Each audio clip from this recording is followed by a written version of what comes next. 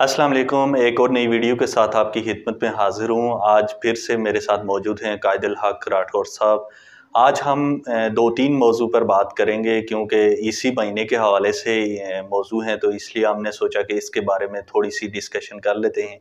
तो इसीलिए मैंने अपने स्टूडियो में कायदुल साहब को फिर दोबारा से रिक्वेस्ट की कि आप आएँ और हम मिल बैठ के इस बारे में थोड़ी-सी बात करते हैं। तो सबसे पहले आपका बहुत-बहुत शुक्रिया, आप मेरे स्टूडियो में दोबारा से तशरीफ़ लाए। हमारा मकसद है कि माशरे में जो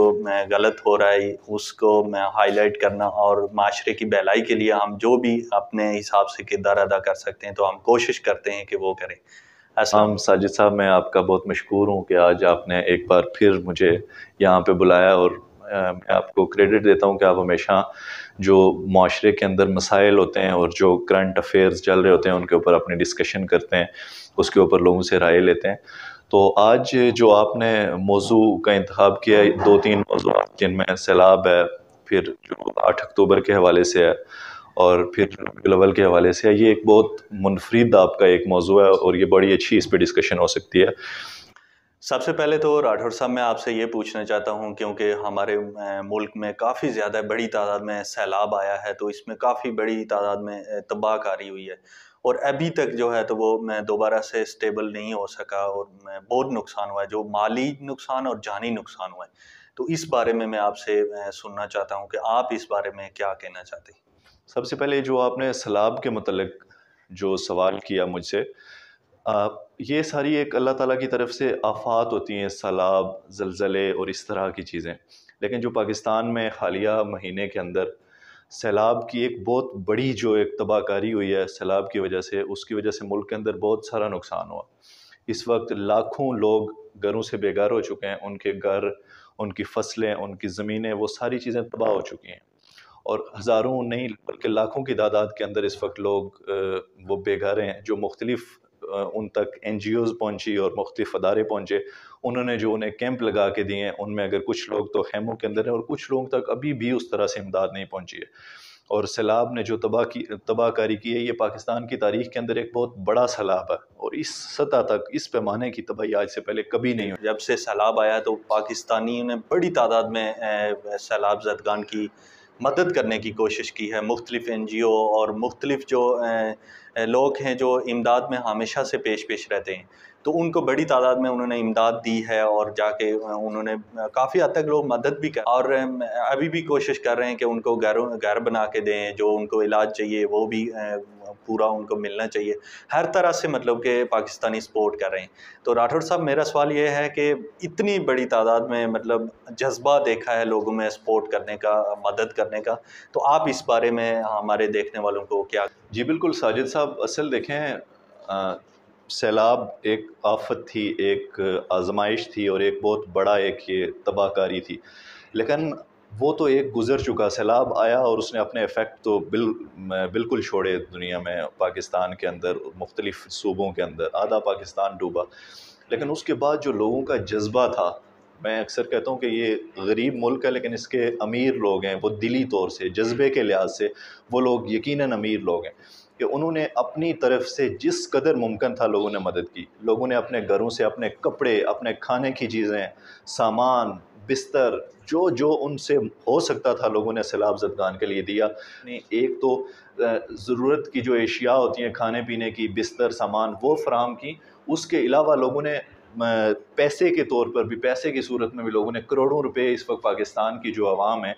उन्होंने अपने जेब खर्च से और अपनी ज़रूरियात को महदूद करते हुए उसमें से पैसा उन्होंने निकाल कर सैलाब ज़दगान की मदद के लिए दिया। और इस जज्बे को कभी भी हम फरामोश नहीं कर सकते। ओवरसीज़ पाकिस्तानियों या दूसरे ममालिक से तल्लुक़ रखने वाले लोग हों, इंसानी हकूक़ की तंजीमें, उन्होंने बहुत बड़ा रोल प्ले किया है, रोल प्ले कर रहे हैं, वो इसके लिए अप्रिशिएट मैं उनको करता हूँ। राठौर साहब, क्योंकि अक्टूबर का महीना है, तो मैं कुछ अर्सा पहले जो है अक्टूबर के महीने में एक बहुत बड़ा ज़लज़ला आया था, जो ख़ास जो डैमेज हुआ था वो तो आज़ाद कश्मीर डैमेज हुआ था।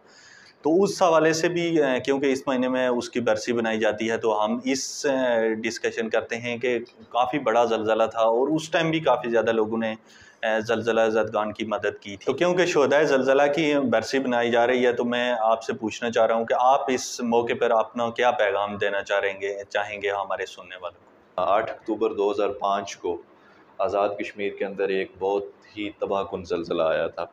اور جس طرح سے میں سیلاب کی، ہم ابھی پہلے بات کر رہے تھے سیلاب کی، جس طرح سے تباہ کاریاں تھیں، اس سے بھی شدید ترین تباہ کاریاں 8 اکتوبر 2005 کے زلزلے کی وجہ سے ہوئیں، اور جو کشمیر کے اندر بالا کوٹ کے اندر مانسیرا سیکٹر اس سائڈ پہ وہ زلزلہ آیا جس نے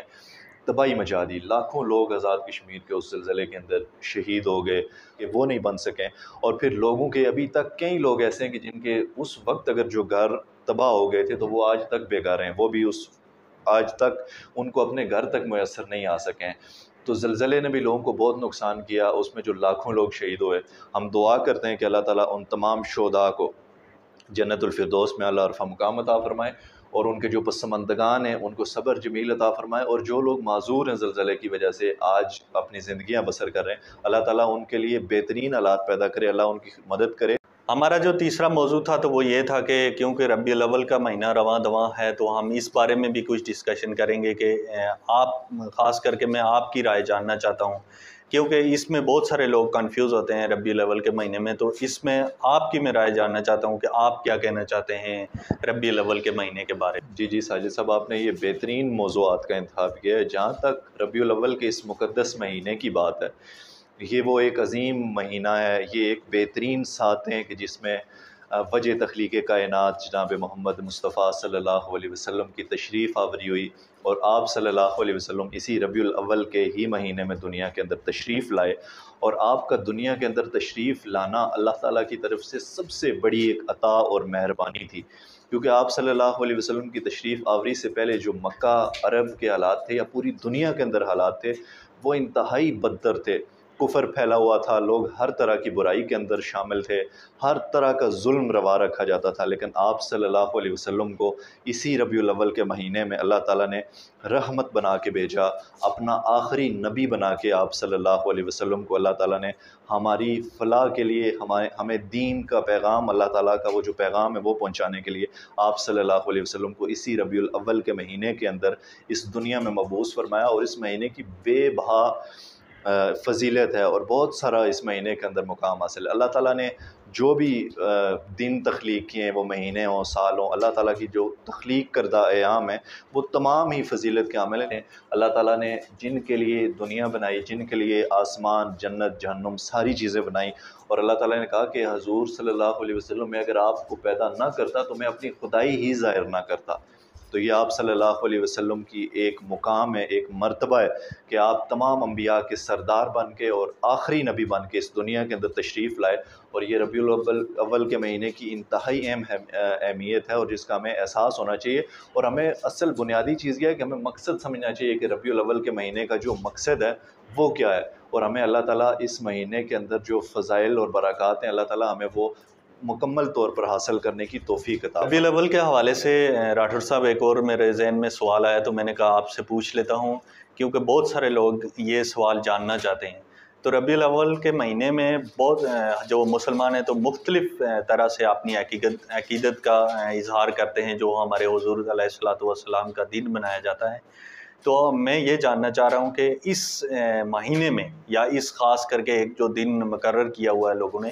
تو اس میں ہمیں کون کون سی چیزیں جو ایسی ہیں تو وہ ہمیں کرنی چاہیے، کون سی ایسی چیزیں ہیں جو غیر شرعی ہیں، جو ہمارے ماحول میں آ گئی ہیں، تو ان سے ہمیں کس طرح سے چھٹکارا حاصل کرنا چاہیے؟ جی ساجد صاحب، آپ کا یہ سوال بھی انتہائی قیمتی ہے اور آج کے موجودہ حالات کی بڑی بہتر ترجمانی کرتا ہے۔ آپ صلی اللہ علیہ وسلم سے عقیدت کا اظہار ہر بندے کو کرنا چاہیے،